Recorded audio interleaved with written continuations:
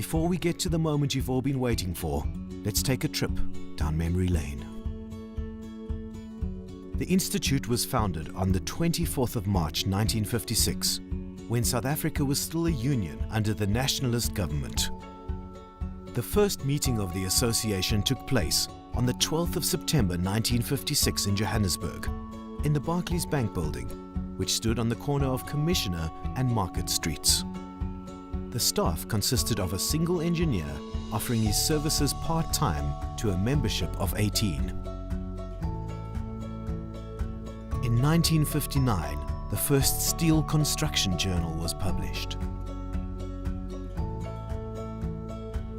In 1960, the Institute employed an engineer. Mr. Robert McAlfee Clark was a consulting engineer who specialized in structural steel design.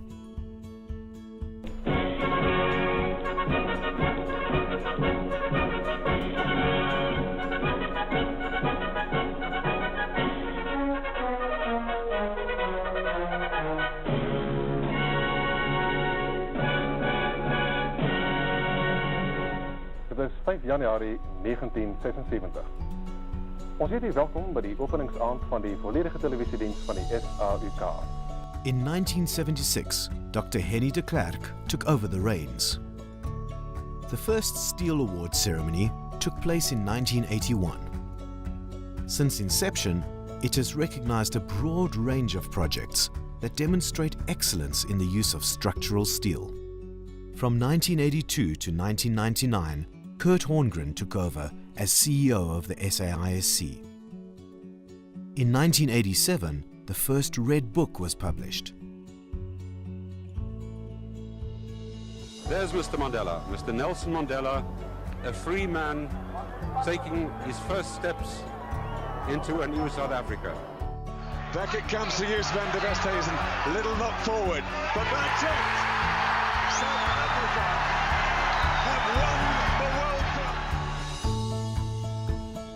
In 2001, Spencer Erling joined the SAISC as Technical and Education Director.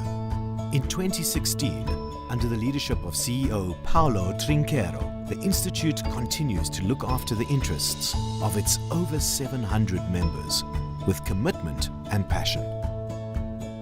The steel industry has a proud legacy. We've built iconic structures, we've seen giants rise and fall, we've weathered countless storms and come out strong. Yes, these are challenging times, but challenges are not new to us. Let's continue our legacy of overcoming, adapting and innovating. Let's equip the next generation to take our industry further and higher. We are problem solvers. We are history makers. We are men and women of steel.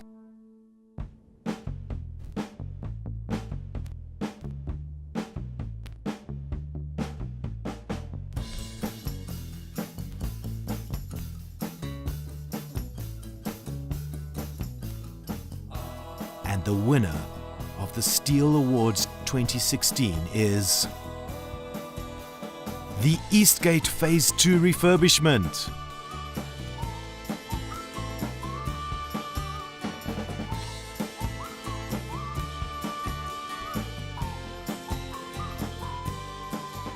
I think the most impressive part of this particular project was the challenges for the engineers. Literally in fresh air build an extension to the shopping centre, which you shouldn't be able to do, but because it was steel and because they were able to get to the original columns, they managed to build a shopping centre in the sky.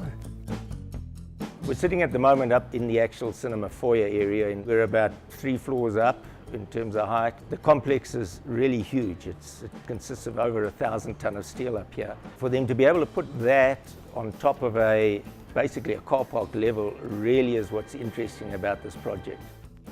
One of the constraints were that there's a suspended ground floor slab at the bottom, but the piles were pretty short. So we didn't want to undermine those as well. We had to excavate under the centre, and to do that we had to use bobcats with their hoods cut off and make them remote controlled.